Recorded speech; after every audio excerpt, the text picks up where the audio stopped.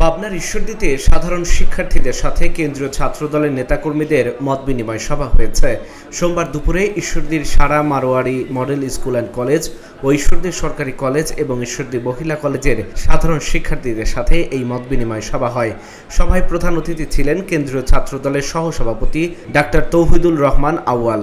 এ সময় বক্তারা বলেন, ছাত্রলীগের রাজনীতি নিষিদ্ধ হয়েছে তাদের কাজের জন্য, তারা যেন মাথাচাড়া দিয়ে না উঠতে পারে সেজন্য সকলকে সতর্ক থাকার আহ্বান জানানো হয়।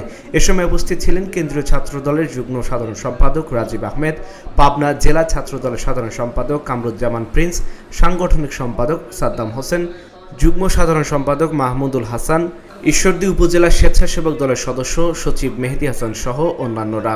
আগামীতে আমাদের বাংলাদেশটা কেমন চায় আমরা সেই ব্যাপারে শিক্ষার্থীদের মতামত নিচ্ছি।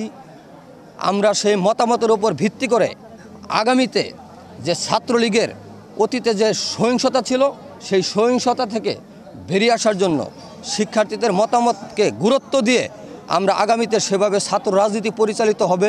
আমাদের কিন্তু এখানে শোডাউনের রাজনীতি না, আমাদের কাছে হলো কোয়ালিটি ম্যাটার্স। আমরা চাবো যে গুণগত পরিবর্তন রাজনীতির। আমার সংখ্যা দেখায় মিছিলে লোক বাড়ায় আমার কোনো লাভ নাই। আমাদের চিন্তা করতে হবে যারা দেশপ্রেমিক ছিল, দেশকে ভালোবেসে 2008 সাল থেকে 2024-এর 5ই অগাস্ট পর্যন্ত যারা দেশপ্রেমে উজ্জীবিত হয়ে নিজের তাজা রক্ত বিলিয়ে দিতেও দ্বিধাবোধ করে নাই, অজস্র মামলা হামলার শিকার হয়েছে, তাদেরকে আমাদের মূল্যায়ন করতে হবে। এই নিষিদ্ধ সংগঠন ছাত্রলীগও বিভিন্নভাবে বিভিন্ন জায়গায় ছড়িয়ে আছে, তাদের ব্যাপারে আমরা সচেতন আছি এবং তাদের বিরুদ্ধে প্রশাসন আশা করি যে যারা এই সমাজের বিনষ্ট করবে, যারা সমাজকে নষ্ট করবে, সুখ শান্তি নষ্ট করবে, তাদের ব্যাপারে প্রশাসনের প্রতি অনুরোধ করব যে তাদের ব্যাপারে সচেতন থাকবে এবং তারা সমাজের জন্য নিষিদ্ধ। আমরা তো দলীয়ভাবে তাদেরকে নিষিদ্ধ করি নাই, নিষিদ্ধ তো করেছে অন্তর্বর্তীকালীন সরকার। যদি আমরা নিষিদ্ধ করতাম আমাদের কোনো এজেন্ডা থাকতো যে আমরা ওদেরকে মনে করতেছি, কিন্তু সমাজই মনে করতেছে ওরা ক্ষতিকর, বাংলাদেশের মানুষই মনে করতেছে ওরা ক্ষতিকর, ওরা হারাম মানুষের জন্য।